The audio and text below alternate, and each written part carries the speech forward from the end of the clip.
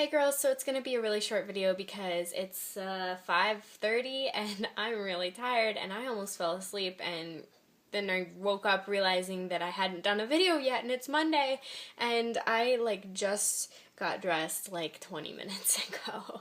I've just been sitting around all day. I just haven't wanted to do anything all day. So, it's gonna be really quick. Here's something I like to call a rapid response to you guys.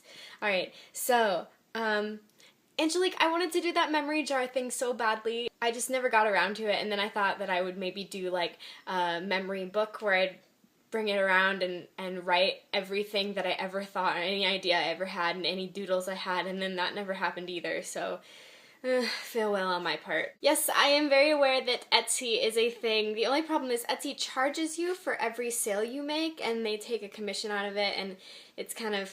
But I love Etsy. I love looking at everyone's cool crafty things. But that's the reason that Etsy is so expensive, is because of the commission that they charge. I don't know if my skirts are gonna happen because all the nerdy fabric I could find is 18 bucks a yard, and you guys don't know fabric very much probably, but most things need at least 2 yards to make, and 18 bucks is a lot. Like, most fabric is like max 10 bucks.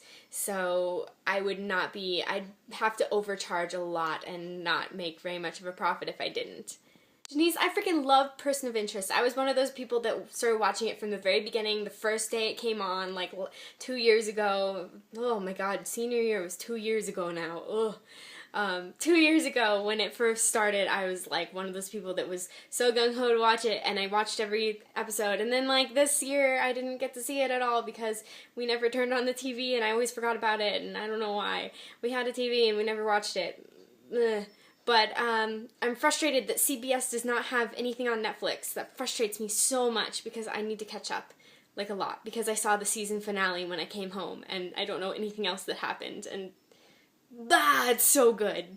Katie, yes, we have to take a road trip. I mean, I really wanted to do it this summer and be all spontaneous, and I was trying to get my family to go up to Portland, Oregon, and like drive all the way up the California coast, and then we get to do beach and everything in California along the way, but it just didn't happen with jobs and stuff because I got a job. I got that It's Sugar job, and it's awesome because, well, I haven't started yet. I start on Wednesday, but it's awesome because I'm only working 2 days a week, and I'm working closing hours, so I get to do everything else during the day, and, you know, it's not a lot of pay because it's not a lot of hours, but hey, it's something.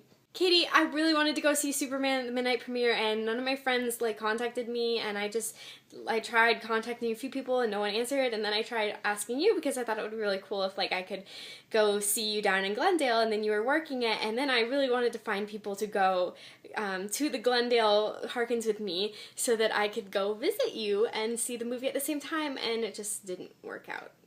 I am going to see Superman in 40 minutes with my friend Jess, and I kind of roped her into doing it, but it's gonna happen. Oh my god, you guys, the Fall Out Boy concert was the most amazing concert I've ever been to. The opening act was a band called New Politics. They're a band from Denmark, and they're so good, and apparently they're pretty popular. You guys should definitely look them up. They're New Politics.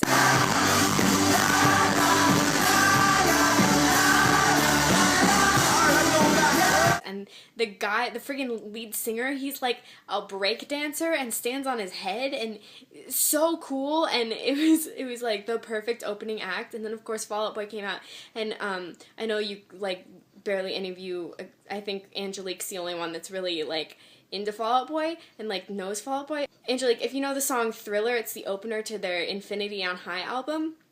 That's what they opened with. It was so touching when they came out because it was like this dream come true, because they've been here like 4 times. I think I said this in my last video. They've been here like 4 times, and I've never gotten to see them ever, and I've never been allowed to see them, and I thought that I would never see them.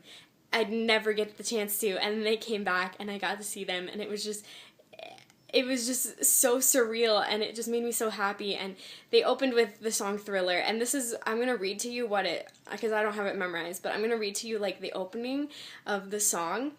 This is what Patrick was saying as they came out and were like setting up their instruments before they like officially started the song. And this is how the opening of the song goes. You know what, scratch that. I'm just gonna play it for you. What you critics said it never happened. We dedicate this album to anybody